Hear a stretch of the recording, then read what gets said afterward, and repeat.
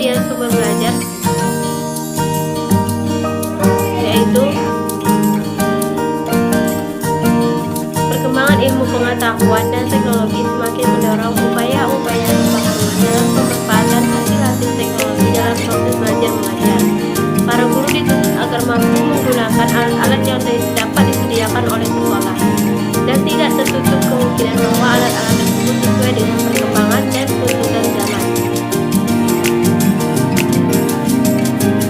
Media pembelajaran diartikan segala sesuatu yang dapat dipergunakan untuk merangsang pikiran, perasaan, perhatian, dan kemampuan atau keterampilan belajar sehingga dapat mendorong terjadinya proses belajar. Sedangkan menurut Briggs, media pembelajaran adalah sarana fisik untuk menyampaikan isi atau materi pembelajaran seperti buku, film, video, dan sebagainya. Kemudian menurut National Education Association mengungkapkan bahwa media pembelajaran adalah sarana komunikasi dalam bentuk cetak maupun pandangan dengar, termasuk teknologi perangkat keras. Pengertian media pembelajaran adalah segala alat pengajaran yang digunakan untuk membantu menyampaikan materi pelajaran dalam proses belajar mengajar sehingga memudahkan pencapaian tujuan pembelajaran yang sudah dirumuskan. Kata media berasal dari bahasa Latin yaitu medium dan secara harfiah berarti tengah, perantara atau pengantar. Dalam bahasa Arab, media adalah perantara atau pengantar pesan dari pengirim kepada penerima pesan. Apabila media itu membawa pesan atau informasi yang bertujuan institusional atau memandang maksud pengajaran, maka media itu disebut media pembelajaran.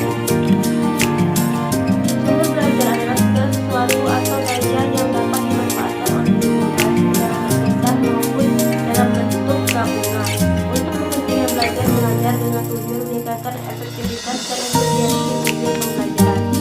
Menurut Hamalik dalam bahwa sumber belajar bisa diartikan semua sumber yang dapat dipakai oleh peserta didik, baik secara individual atau kelompok, untuk memudahkan proses terjadinya belajar. Sumber belajar ditetapkan sebagai informasi yang disajikan dan disimpan dalam berbagai bentuk media yang dapat membantu siswa dalam belajar. Sebagai perwujudan dari kurikulum bentuknya tidak terbatas baik dalam bentuk cetakan, video, format, perangkat lunak, atau kombinasi dari berbagai format yang dapat digunakan oleh siswa maupun guru. Kemudian C. Sejarah perkembangan media dan sumber belajar. Pada awal sejarah pendidikan, guru merupakan satu-satunya sumber untuk memperoleh pengajaran. Dalam perkembangan selanjutnya, sumber belajar itu kemudian bertambah dengan adanya buku. Pada masa itu kita mengenal tokoh bernama Johann Amos Comenius yang tercatat sebagai orang pertama yang menulis buku bergambar yang ditujukan untuk anak sekolah. Buku tersebut berjudul Orbis Sensulum Pictus atau Dunia Gambar yang diterbitkan pertama kali pada tahun 1657. Penulisan buku itu dilandasi oleh suatu konsep dasar bahwa tak ada sesuatu dalam akal pikiran manusia tanpa terlebih dahulu melalui penginderaan. Dari sinilah para pendidik mulai menyadari perlunya sarana belajar yang dapat memberikan rangsangan dan pengalaman belajar secara menyeluruh bagi siswa melalui indera, terutama indera pandang atau dengar. Kalau kita amati lebih cermat lagi, pada mulanya media pembelajaran hanyalah dianggap sebagai alat untuk membantu guru dalam kegiatan mengajar atau teaching aids. Alat bantu mengajar yang mula-mula digunakan adalah alat bantu visual seperti gambar, model, grafis, atau benda nyata lainnya. Kemudian D. Pemanfaatan media dan sumber belajar dalam implementasi kurikulum. Implementasi merupakan suatu proses penerapan ide, konsep, kebijakan, atau inovasi dalam bentuk tindakan praktis sehingga memberikan dampak berupa perubahan pengetahuan, keterampilan maupun nilai dan sikap. Implementasi kurikulum dapat diartikan sebagai aktualisasi kurikulum tertulis dalam bentuk pembelajaran sesuai dengan apa yang diungkapkan Miller dan Seller. Some case information has been identified with instruction.